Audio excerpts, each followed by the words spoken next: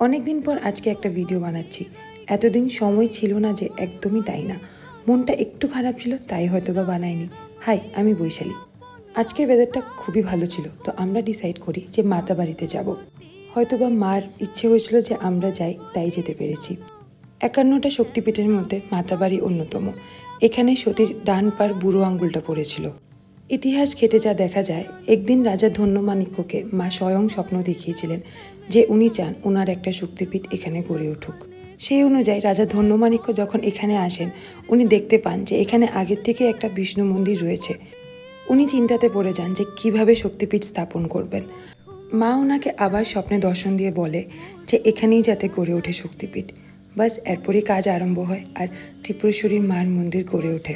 কথায় আছে যে এই মূর্তিটা চট্টগ্রাম থেকে আনা হয়েছিল। ওখানেও মা পূজিত হতেন চট্টেশ্বরী নামে। বাস আজকের জন্য এতটুকুই।